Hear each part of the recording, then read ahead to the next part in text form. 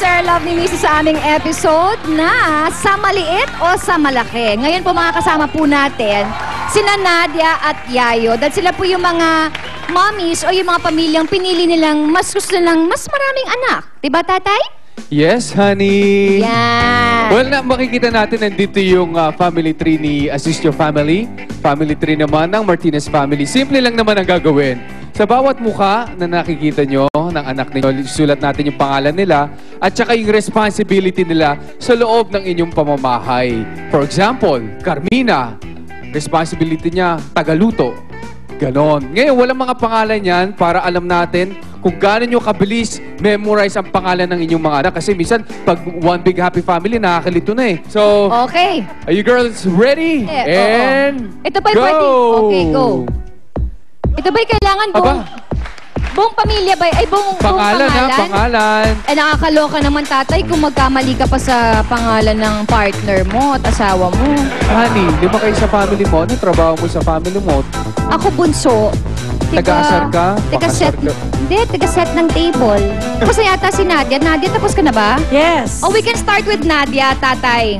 Explain na natin sa kanya. O, syempre, ang aking one and only, si Boy, ang provider at saka taga-patawa sa bahay na Ayan. sobrang sense of humor niyan. Okay. Syempre, taga-disiplina. Pag hindi ko na kaya, siya na. Siya Dahil na. ako, taga-sigaw lang ako. Tapos, si Ina, maganda. Ano? Ano no? Taga-paganda. Paganda lang siya. Inaalagaan din niya yung maliliit, syempre. Si Yana, ito yung tipong pag wala ako, siya yung, Yana, ito yung pag-grocery, mag-grocery ka. Kasi mahilig magluto. I Gusto love culinary. it. Okay. Si Sander, my only boy, taga-kain at taga-asar sa mga maliliit. Ito panganay ko. Si Alisa. Pag yung driver namin, wala yung mga kapatid niya nagte-taping, Oo. siya ang taga-drive. I love it. Si Anika, ang aking fourth na girl, siya ang taga-bully. Dito. Aba. Yan lang talaga papel niya. Si Samantha, ito, apo ni Boy ito. But she's 7 years old, top sa class. Oh. Taga-inis din siya. Ito ang aking tabatchingching, si Isha. Si Isha yung kasama natin kanina sa opening. Yan, oo. Siya ang taga-sama sa daddy. Okay. Tapos, yun, taga-kain din siya. Tigakain din siya. Si Sophia, si Bunso, as in wala talaga dahil napaka-fragile pa nito. Wala talaga. Okay, naman naman tayo sa Martinez family, tatay. Okay, Yayo, paki-explain naman. Sige, umpisahan natin sa ibabaw. Siyempre si William, ang nakalagay dito, tatay/boss. Kasi feeling niya siya yung boss. Wala siyang ginagawa sa bahay. Magutos. Alam mo, mahirap mag-utos, tatay. Sabagay. Di ba? Mahirap yan kasi isipin niya kung sino sa apat ang uutusan niya. Kasi laging kawawa yung tatlong naiiwan dahil si ate laging wala. Si nanay. Siyempre ako, nanay all around. Ngayon, ito si ate. Si ate, siya ang back up ko si ate sa lahat with exclamation point. So pag wala ako, siya nagbibili ng baon, nagbibigay ng baon. Hindi siya nagre-reklamo na. Hindi. Na, Dati, nung medyo bago lang siya sa work, syempre nag-a-adjust pa. Pero ngayon talagang with all her heart, ako na bahala dyan. Okay. Tapos sumunod si Dana. Si Dana, sa mga anak ko, siya yung pinaka-girly. But in fairness, kasi third year college, she's taking up child development and education. Gusto niya maging preschool teacher. Yun ang dream niya, magkaroon ng sarili niyang preschool. Kaya sa bahay, ang tawag namin sa kanya, Teacher Dana. Siya, bagay. Yes. Mahilig siya talaga sa bata. Yes. At ang toka niya sa bahay is kusina. Hindi mo siya pwedeng pagawin ng kahit ano, maghugas lang ng plato. Ayun lang. Yun lang. At saka maglinis ng lababo. Pero yung iba hindi niya gagawin yun. Okay. Next naman, bunso kong babae si Nelly. Nakalagay dito, Mayordoma with exclamation point. Bakit? Okay? Si Mayordoma, brains at high-tech guru ng pamilya.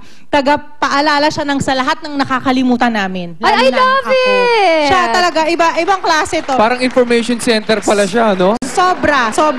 Si Adam, of course. ano Yan ang ba? laruan ng pamilya. Siya. Dahil siya lang yung nag-iisang boy. Taga-aliw.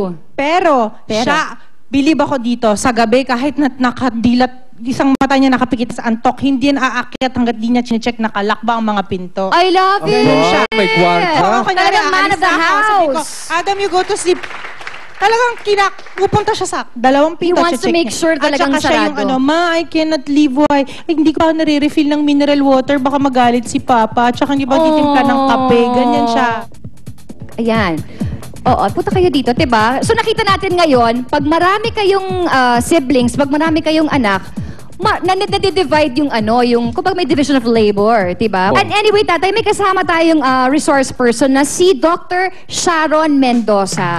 Good morning po! Good morning! Welcome to our show! Good morning, Carmina and Zoren, at sa mga audience natin dito. Ayan. Okay. Eto na. Nung binubuo niyo yung pamilya ninyo, kayo ba'y sinadya ninyo maging 8? 8 ba yung sa'yo, Nads? Sinadya niyo ba o bilang, ay, dapat hanggang 4 lang eh. Ay, iba na lang. Hindi kasi ako medically, may depresya ako. Okay. May depresya pa ako. May diferensya ka pa? Hindi kasi when I was 13, I was diagnosed with yung basta cystic yung ovaries ko. Okay. So wala akong plinano. Ang naging problema ko lang, I'm very irregular. Ayun naman ang hirap kapag irregular ka kasi hindi mo na nga alam, wala lang ba ako o buntis ako? So Diba? walang planning na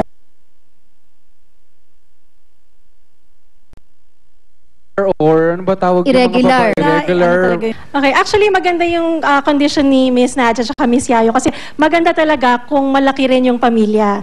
If actually kung iisipin natin, just to give a background, most of our parents at saka grandparents, nag-average siya ng mga 8 to 12 children. Yes. Oo, And you'd be totoo. surprised that everybody finished college. Yes. No, so kaya naman to have ganitong karaming pamilya, basta financially kaya rin. Ideal age gap. Yes. 3 years ba? Actually, 3 is okay. Ang average kasi sana at least mga 2 taon yung pagitan ng bawat anak nyo. So kahit na 8 yan or 12 pa yan. Dalawa naman po. Yeah, so Kasi that's good.